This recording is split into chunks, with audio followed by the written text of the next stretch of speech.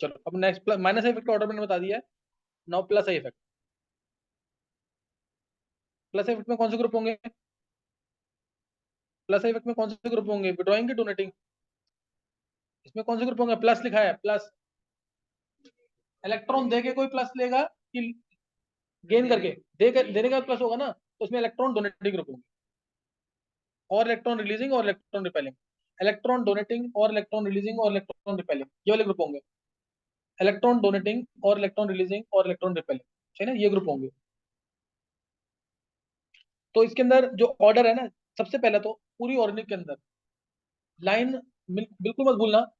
आगे पूरी ऑर्गेनिक में यूज होगी कि alkyl group is electron donating group. क्यों है उसका रीजन मैं तुम्हें दे रहा हूँ। जरूरत नहीं है रीजन की। रीजन इसलिए दे रहा हूँ ताकि तुम्हें ये याद रहे कि एल्काइल ग्रुप हमेशा इलेक्ट्रॉन डोनेटिंग होता है। जितना बड़ा एल्काइल ग्रुप होगा, जितना एल्काइलेटेड एल्काइल ग्रुप होगा, उतना ज्यादा डोनेटिंग होता है। जैसे मैंने बोला मिथाइल ग्रुप है, why it is electron donating.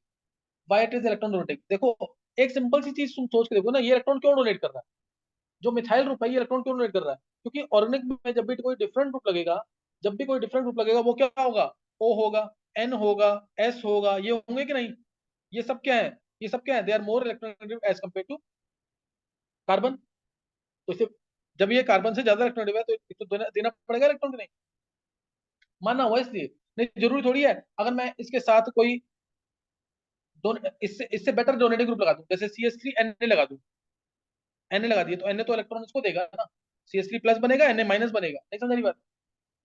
समझ रही बात नहीं? तो ये तो ऑर्गेनिक के अंदर है कि हमने ऐसा मान लिया है कि जो ग्रुप अटैच्ड होंगे इसके साथ वो ज्यादातर क्या होंगे?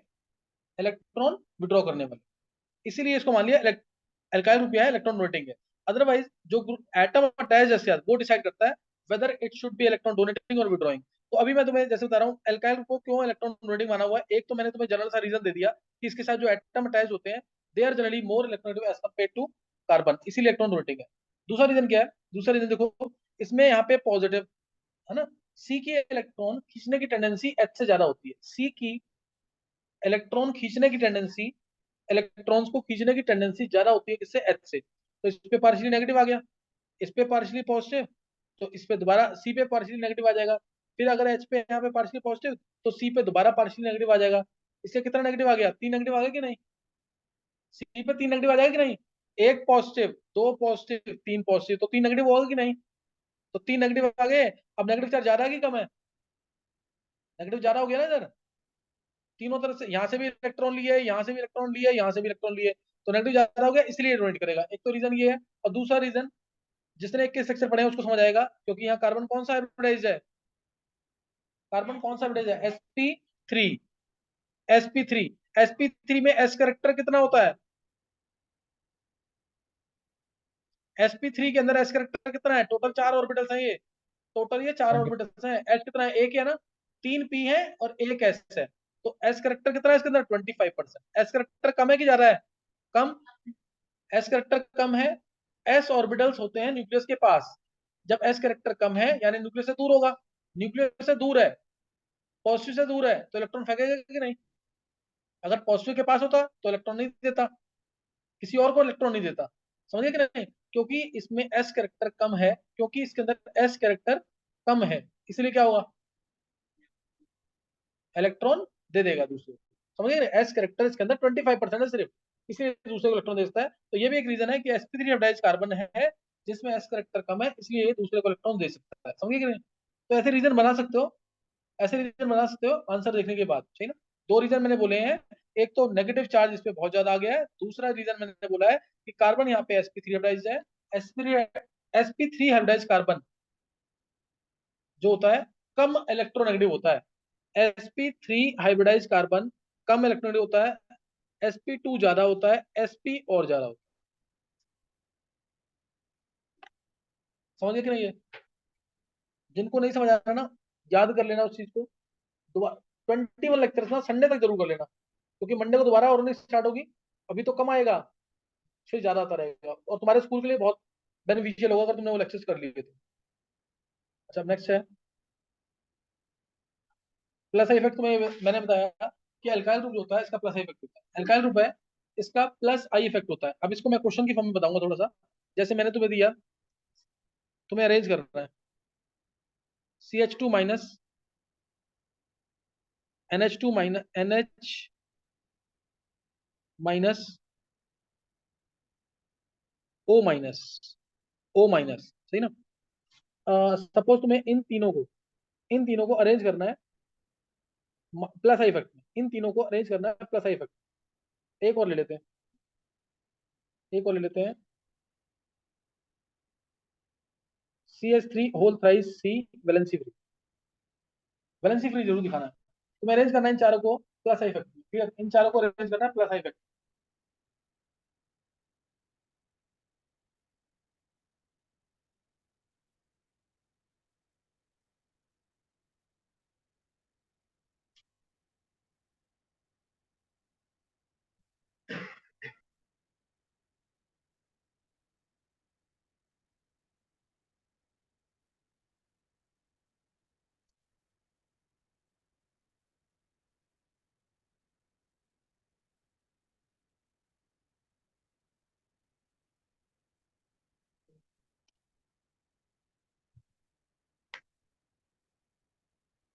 हाँ, 11 वाले बच्चों ने किसी किया है? एक आदित्य ने कर लिया है, और किया है। अब बोलो एक बार। अतुल्य, होल थ्राइस C वाला, सही है। चलो, पहले पहले ये, फिर 1 2 3, है ना। चलो, ये अतुल्य ने ट्राई कर लिया, और एक ये आयुष ने भी किया ट्राई। आयुष बोल। सेम ही है ये, तू बता। तेरा भी सेम। और अब चलो, तीन बच्चों ने दिया आंसर, 11th वाले बच्चे, एक 10th में अतुल्य ने दिया है। और किसी को देना आंसर? हेमांग, एक मिनट रुक गया। इधर इधर किसको देना आंसर, और किसी को? विधि, तुम बोलो आंसर सबसे ज्यादा। और तू बोल गर्व। गर्व का आंसर 1 2 3 4 है। हेमांग, तेरा क्या आंसर है? सर 1 2 3।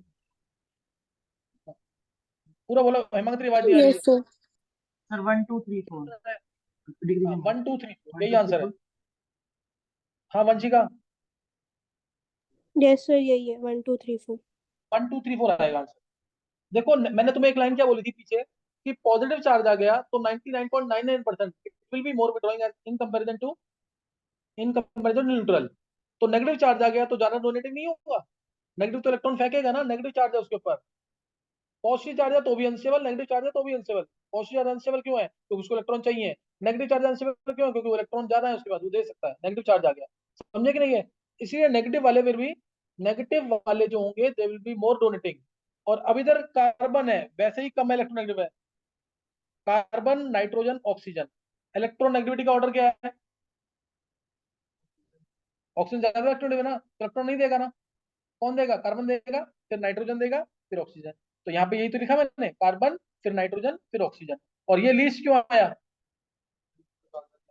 क्योंकि इसमें, हाँ, क्योंकि लीस्ट क्यों है? क्योंकि एल्काइल ग्रुप है बट इट इज न्यूट्रल। अब इसी में करना है आगे। Next, CH3 whole twice CH। हाँ, नहीं नहीं, नहीं, अब जो दे रहा हूँ अलग करना है। किसका? उसका न्यूट्रल है ना वो? बाकी सारे नेगेटिव चार्ज वाले हैं।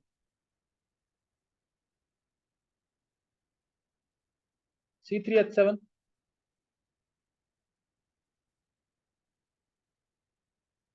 CH3 CH2 valency free. H, नहीं H नहीं, CH3 ले लेते हैं।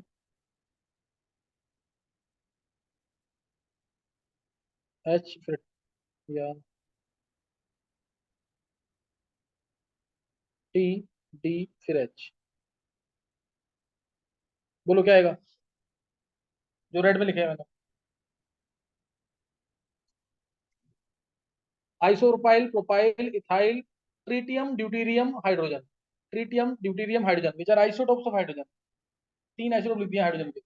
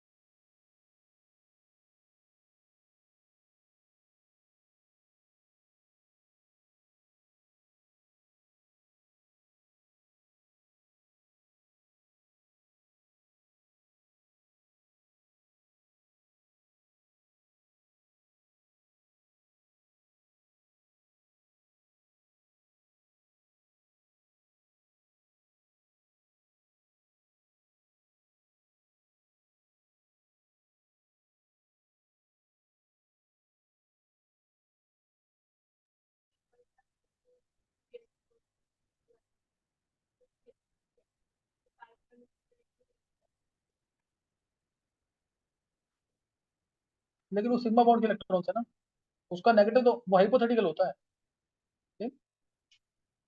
और ये तो पूरा नेगेटिव चार्ज है।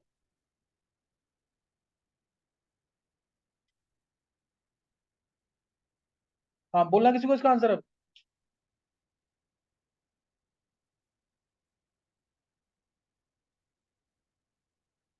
बोला देते हैं। हेमांग एक मिनट रुक गया, हेमांग एक मिनट रुक।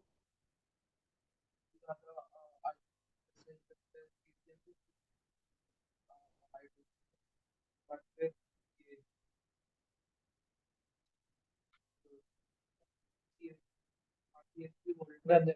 और कौन ट्राई करेगा, घर पे पढ़िए जरूर जाके। हेमांग बोल दे आंसर एक बार। और किसी को बोलना है 11th वाले बच्चों में से? मैंने एक लाइन बोली थी ना, एल्काइल ग्रुप जितना बड़ा होगा या जितना एल्काइलेटेड होगा उतनी ज्यादा डोनेटिंग पावर होगी। टी और डी कहाँ से आ गए, ये तो बहुत ही। और एच के तो रेस्पेक्ट में देखते हैं, इसको तो मैं ना भी दूं तो भी इसके तो रेस्पेक्ट में देख रहे हैं हम। इसको तो मेरे को देना ही नहीं चाहिए, एच तो कभी आएगा ही नहीं और निकल तक। हाँ हेमांग आंसर बोल। तो यही ऑर्डर है, 1 2 3 4। हाँ यही आंसर है पूरा, जो मैंने लिखा ना, ये पूरा ऑर्डर ही Yes, लिखा sir. मैंने। ये सबका सही होना चाहिए, इसमें गलती नहीं होनी चाहिए। याद करना है, सीधी सी बात है तुम्हें ये। रीजन देने का यहाँ रीजन देना नहीं चाहिए मेरे को। मैं तुम्हें, मैंने क्या बोला, जितना बड़ा एल्काइल ग्रुप उतना डोनेटिंग, जितना एल्काइलेटेड। जैसे आप देखो इसके अंदर 3 कार्बन है, इसके अंदर भी 3 कार्बन है, लेकिन मैंने इसको पहले क्यों लिखा? क्योंकि इसमें सब्स्टिट्यूशन ज्यादा है। ये ऐसे है ना, इस तरीके से, C H donating, CH3 CH3, ये भी डोनेट कर रहा है, ये भी डोनेट कर रहा है। C3H1 में CH3 CH2 डोनेटिंग, ये पूरा ग्रुप इसकी हेल्प कर रहा है। यहाँ पे 2 ग्रुप हेल्प कर रहे हैं, पास में है दोनों। समझ गए कि नहीं? इसलिए अगर same number of carbon atoms है तो क्या देखेंगे? Alkylation, substitution. जितने ज्यादा सब्स्टिट्यूशन होंगे उतना ज्यादा डोनेटिंग नेचर। क्या ये बात समझ आ गई? तो ये चीज झांकना इसके अंदर, गलती नहीं करना। अब जैसे ये प्रोपाइल था और इथाइल था, दोनों में ही, इसमें प्रोपाइल क्या होता है? CH3 CH2 डोनेटिंग ये भी है, इथाइल भी डोनेटिंग है, दोनों ही प्राइमरी है। लेकिन बड़ा कौन सा ग्रुप है? बड़ा कौन सा ग्रुप है? C3H7, इसलिए इसको ज्यादा डोनेटिंग माना मैंने। बड़ा ग्रुप ज्यादा डोनेटिंग, दोनों में सेम कार्बन, तो जितना ज्यादा सब्स्टिट्यूशन उतना ज्यादा डोनेटिंग। क्या क्लियर होगी बात? समझ आ गई कि नहीं है? तो ये भूलना नहीं टू ऑर्डर। और ट्रीटियम, ड्यूटीरियम और हाइड्रोजन को कैसे सोचा?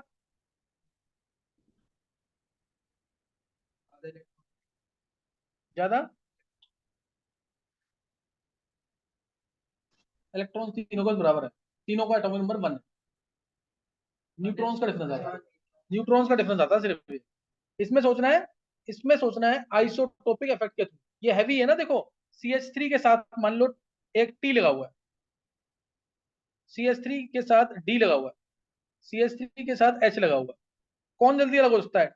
T जो है 1H3 होता है, मास 3 है इसका। D जो है 1H2 होता है, ड्यूटीरियम। और ये 1H1 है। अब कौन जल्दी अलग हो सकता है? जो हल्का होगा। हल्का कौन है? H। ये जल्दी अलग हो सकता है ना, तो इसका बॉन्ड टूट जाता है जल्दी। इसकी इसकी जो एनर्जी है ना, 420 430 के आसपास होगी। तो इसकी कितनी हो जाएगी? 435 440। इसकी कितनी हो जाएगी? 460 के आसपास, कुछ ऐसे मान सकते हैं। मैंने बहुत डिफरेंस ज्यादा बोल दिया, इतना डिफरेंस नहीं होगा, बहुत ही कम डिफरेंस होगा, क्योंकि साइज के बेसिस पे देखते हैं, मास के बेसिस पे कभी नहीं देखते। इस केस में आइसोटोपिक के थ्रू बता दिया मैंने कि टी जो है जल्दी नहीं हट रहा है, इसलिए नहीं हट रहा है जल्दी, यानी डोनेट क्या कर रहा है? ज्यादा कर रहा है। समझे कि नहीं? बात समझ आ गई कि नहीं है? तो ये TDH में ये ध्यान रखना है।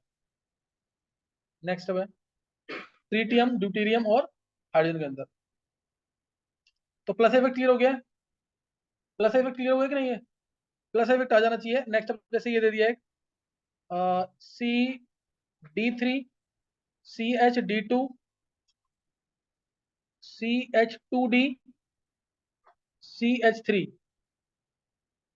छोटे छोटे क्वेश्चन है ये, मतलब टाइम वेस्ट करने वाली बात है, क्योंकि आंसर सब पूरी क्लास का सही होना चाहिए। ऑर्डर ऑफ प्लस आई क्या होगा? Order of plus I effect, ये और भी ले लो, एक CT3 और ले लिया। Order of plus I effect in पांचों का हैंड से करेंगे जल्दी से। अतुल्य बोल, सबसे ज्यादा किसका होगा? बहुत अच्छे, तो अभी इसने दे दिया आंसर उसी वक्त। और ये पूरी क्लास का सही होना चाहिए, कोई डाउट तो नहीं किसी को इसमें? 3 T लगे हुए हैं यहाँ पे, कार्बन तो एक ही है उसमें, ऊपर 3 D है, फिर 2 D, फिर 1 D, फिर कोई भी D नहीं है, फिर H आ गया। समझ आ गया कि नहीं है? तो ये प्लस आई इफेक्ट का ऑर्डर है, clear, this is order for plus I effect. Next एक और लिखेंगे, CH3 whole thrice C, CH3 CH valency free, CH2 CH3 CH3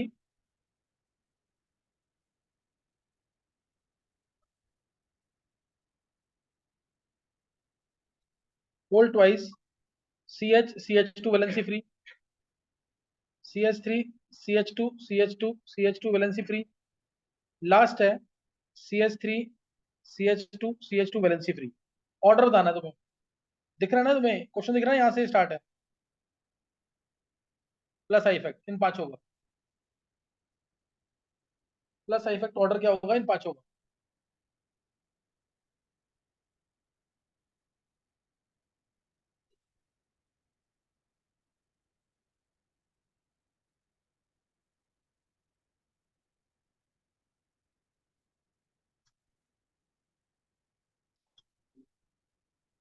CH3 CH2 CH2 valency free.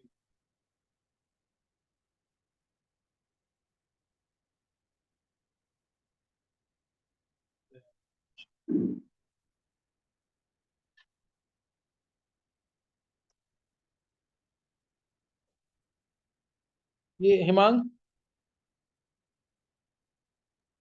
Yes sir. ये पता लग पाएगा कि किसी ने क्लास लीव तो नहीं किया है, जैसे लास्ट लेक्चर में था कोई और इसमें नहीं है, ऐसा पता लग पाएगा कि अभी किसी ने नोट किया था? नहीं सर, मैं नहीं किया। अच्छा अभी कर लेता हूँ, अभी जो अच्छा अगला अभी होगा नोट वही कर भी लिया, छोड़े। हाँ अभी नोट कर लिया, हाँ सही है।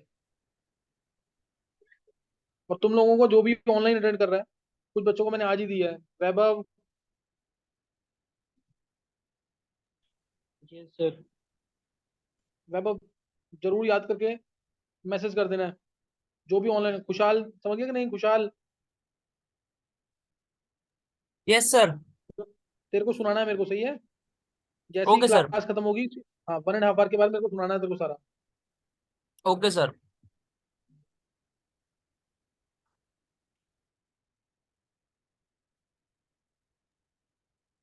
सर। बोल खुशहाल। सर अभी ना मैंने अभी दूसरी मीटिंग ज्वाइन करनी थी ना सर, मैंने बहुत देर से कर रखा था, आपने मुझे ऐड नहीं करा था। सर आप एक बार प्लीज इसकी हम्म, रिकॉर्डिंग भेज देना मुझे। मैं- चल कुछ नहीं होता, मैं भेज दूंगा। Okay sir, thank you sir. अच्छा अब ये कर लिया किसी ने? बोलना, लास्ट वाला कौन सा ऊपर? CH2 इसकी सबसे ज्यादा प्लस आई।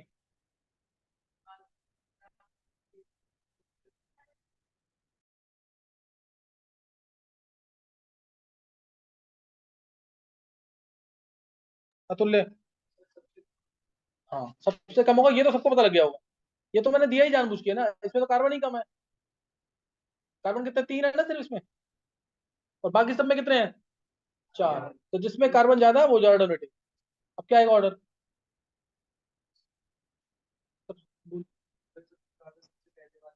हाँ,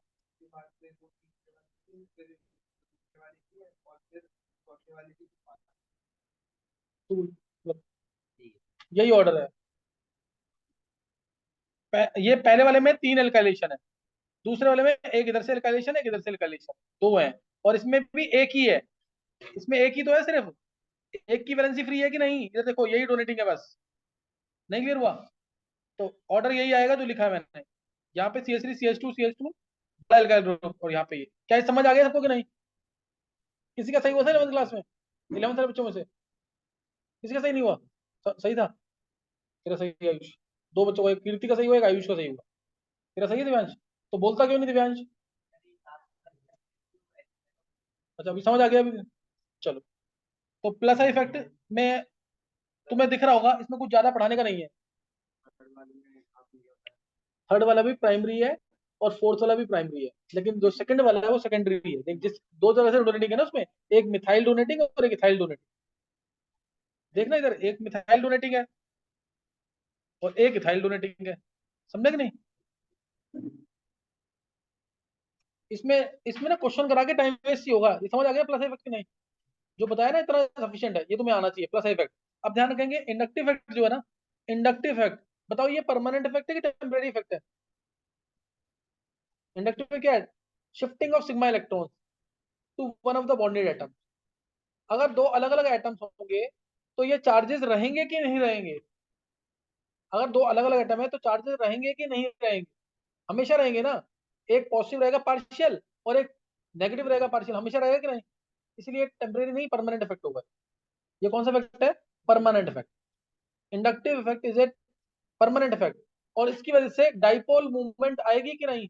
जब पॉजिटिव नेगेटिव चार्ज आएगा तो दो पोल्स आएंगे, इसलिए इसके अंदर डाइपोल मूवमेंट आएगी, जिसकी वजह से किसी भी कंपाउंड में अगर ये इफेक्ट आ रहा है तो उसका melting point, boiling point, solubility, surface tension, viscosity, ये सारी प्रॉपर्टीज थोड़ा बहुत बढ़ जाएंगी। थोड़ा बहुत बोल रहा हूं मैं, बहुत ज्यादा नहीं, थोड़ा बहुत बढ़ जाएंगी। किस वजह से? क्योंकि ये परमानेंट इफेक्ट है।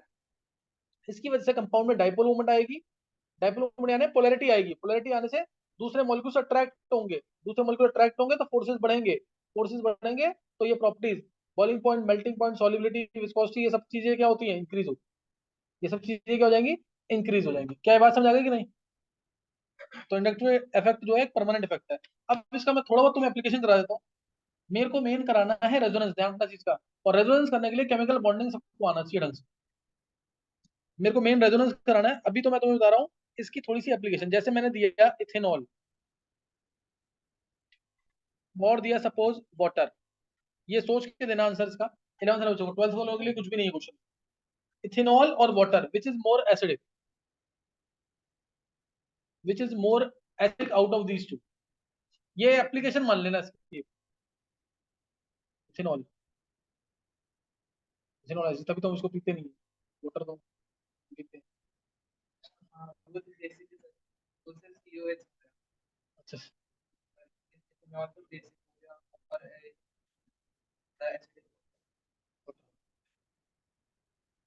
चलो ethanol water, which is more acidic? Which is more acidic? चलो अभी आंसर एक बार सुन लेंगे। 11th बच्चा कोई नहीं दे सकता आंसर। अभी अगर आंसर कौन एक्सप्लेन कर देगा? तू, अगर तू एक्सप्लेन कर दे। इथेनॉल और water, which is more acidic?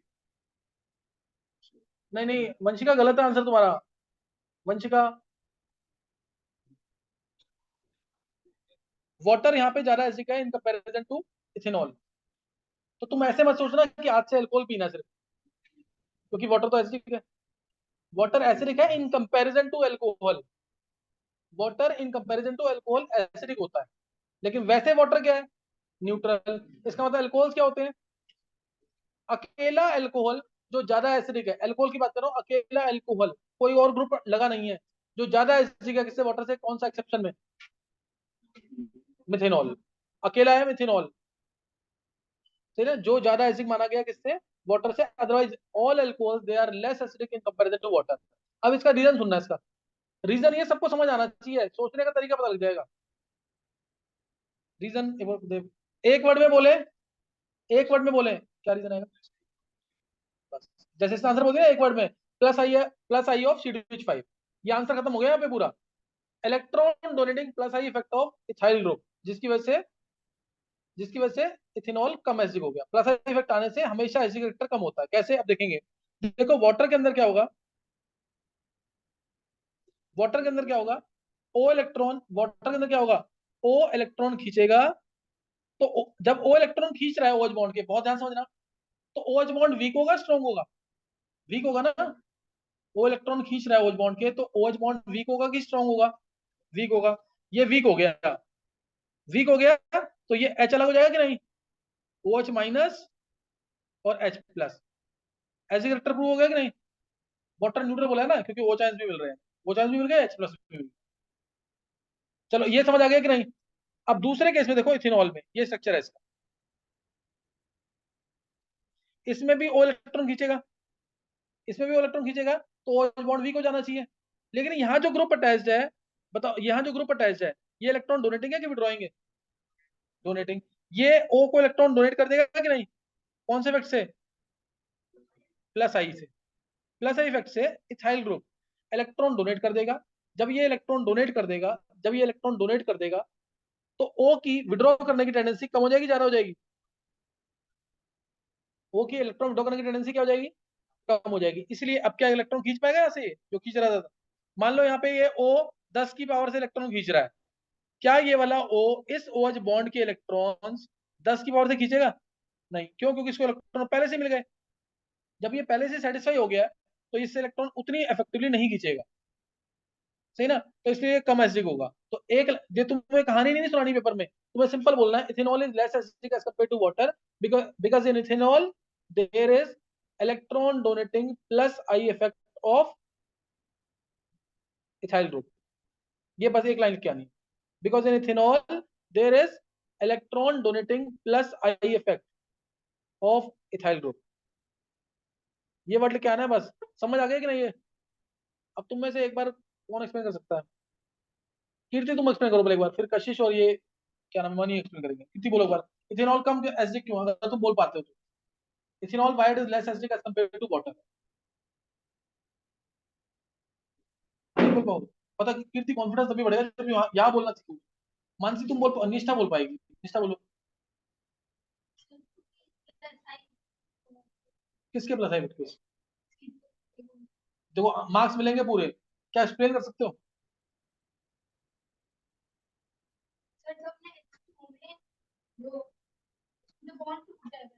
देखो H2O में O इलेक्ट्रॉन विड्रॉ करेगा तो OH बॉन्ड वीक हो जाएगा, वीक हो गया, H प्लस रिलीज हो गए। ऐसे ही इथेनॉल में होना चाहिए, लेकिन उसमें इथाइल ग्रुप प्रेजेंट है, O इलेक्ट्रॉन खींच रहा है, इथाइल ग्रुप उसको इलेक्ट्रॉन दे देगा, तो क्या OH बॉन्ड के इलेक्ट्रॉन्स उतने इफेक्टिवली खींच पाएगा भी? ये नहीं खींच पाएगा ना, तो इसलिए क्या होगा? इसलिए क्या होगा? कम एसिडिक, तब OH बॉन्ड वीक नहीं होगा, H प्लस रिलीज नहीं होंगे, तो इसलिए इथेनॉल क्या होगा? Less acidic in comparison to water. क्या समझ आ गया? और इसीलिए बोलते हैं वाटर का Ka जो है वो ज्यादा होगा, Ka एसिडिक कांस्टेंट वाटर का ज्यादा होगा in comparison to acidic constant of distribution constant कह लो या एसिडिक कांस्टेंट ऑफ इथेनॉल और अल्कोहल्स। समझ गया कि नहीं? है नहीं समझ आया? अतुल्य बोलेगा तू कि नहीं? पहले आंसर एक लाइन में आंसर बता क्या होगा। Why water is more acidic as compare to plus I effect of CH5 ethyl group. ये पूरे मार्क्स मिल गए यहाँ पे। एक्सप्लेन करे कुछ।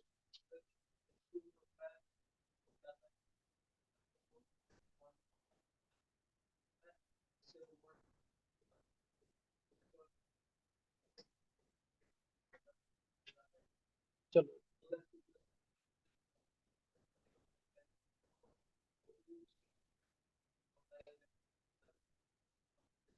इथाइल ग्रुप इलेक्ट्रॉन दे देता तो इतने इफेक्टिवली इलेक्ट्रॉन नहीं हो पाएगा। देखो अभी ये 10th में है, अब इसने बहुत एक एक वर्ड इसने बहुत प्रॉपरली एक्सप्लेन कर दिया, तो सबको समझ आ जाना चाहिए। और बोलना सीखना पड़ेगा यहीं पे, नहीं बोलोगे तो नहीं सीख पाओगे। समझ आ गया कि नहीं? अब अच्छी तरह को समझ आया? आगे समझ, थोड़ा थोड़ा। चलो यहाँ पे करके जाइए तुम सारा। अच्छा अब ये हो गया यहाँ पे। अब अगर मैं ना इसी क्वेश्चन को थोड़ा अच्छा बना दूं, अब ये किसी से नहीं होगा, अभी 12 साल बच्चे कर सकते हैं सिर्फ। जैसे मैंने अब इसमें लिख दिया से H2O NH3 ethanol ethanol ethyne. Question बहुत इजी है ध्यान रखना चीज का, लेकिन अभी होगा नहीं। है इथीन मिथेनॉल इथेन। चलो मान लो इतना ही दे दिया, ये 7 दे दिए, और मैंने कहा इनको एसडी कैरेक्टर में अरेंज करो।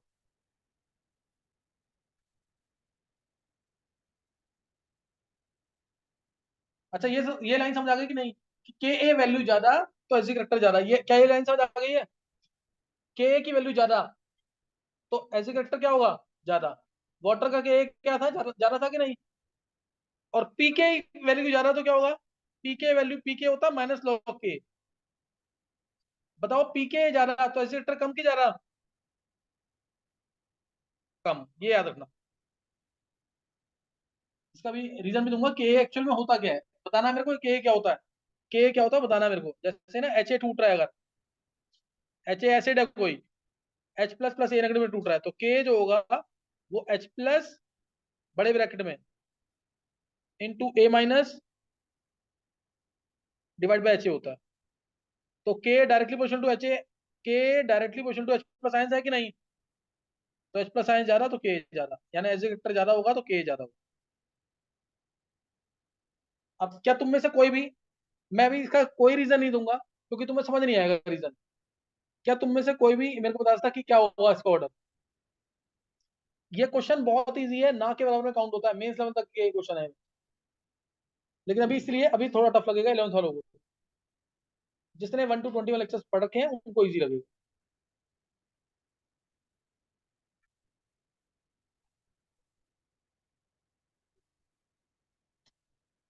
ये हेमांग, गर्व, कृष्णा बैठा है, कृष कहाँ बैठा है? आता आंसर कि नहीं? हेमांग को आता आंसर? और किसको आता है हेमांग के अलावा? इधर गर्भ सिंगल को आता है। चल हेमांग, और किसी को बोलना, हैंड से करना किसी को? और कौन बताएगा? गर्भ को आता है, हेमांग को आता है, इधर गर्भ सिंगल को आता है, कृष को भी आता है। और कोई? चल हेमांग आंसर बोल इसका, सही होना चाहिए, गलत नहीं होना चाहिए।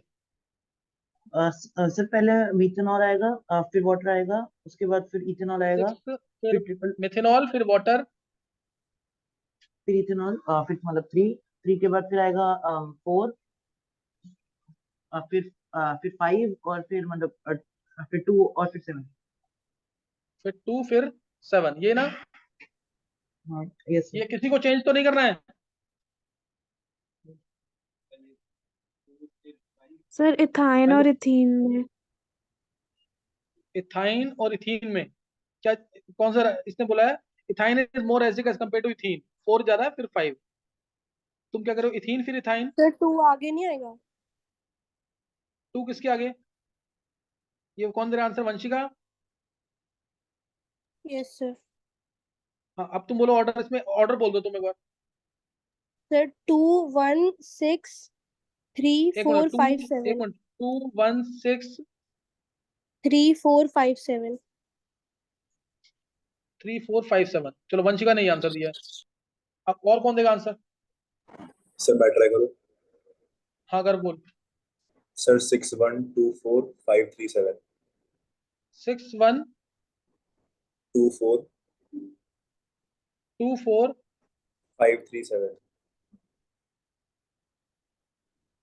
तुम लोगों को फिर याद नहीं है।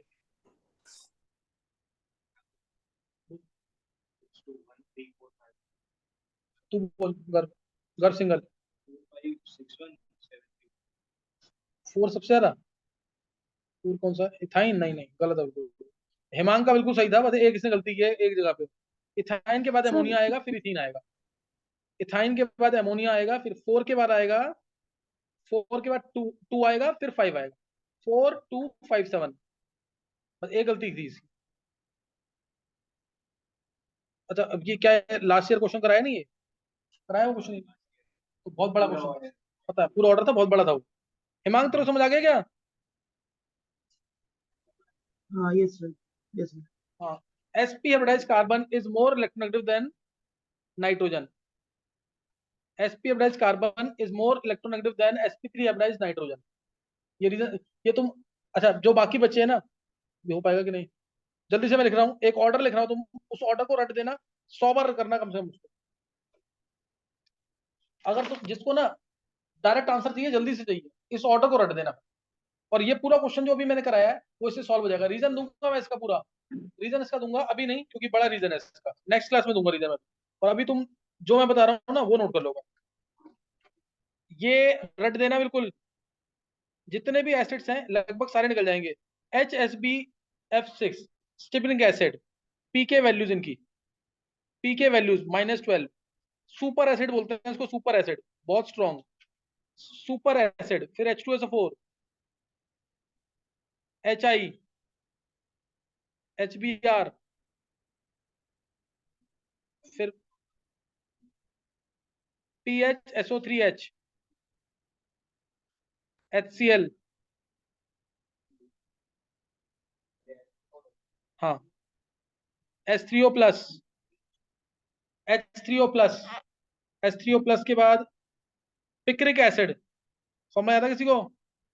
मैंने कल बताया नहीं पिक्रिक एसिड का फॉर्मूला, कल नहीं बताया ना? ये नोट कर लेना, पिक्रिक एसिड ये है।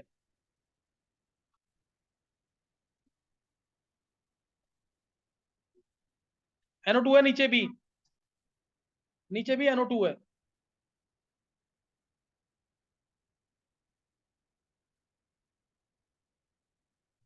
NO2 मैं इनके लिख रहा हूँ 1 2 ऐसे कम से कम 20-25 हैं, ये रटे होने चाहिए तुम्हें हमेशा के लिए।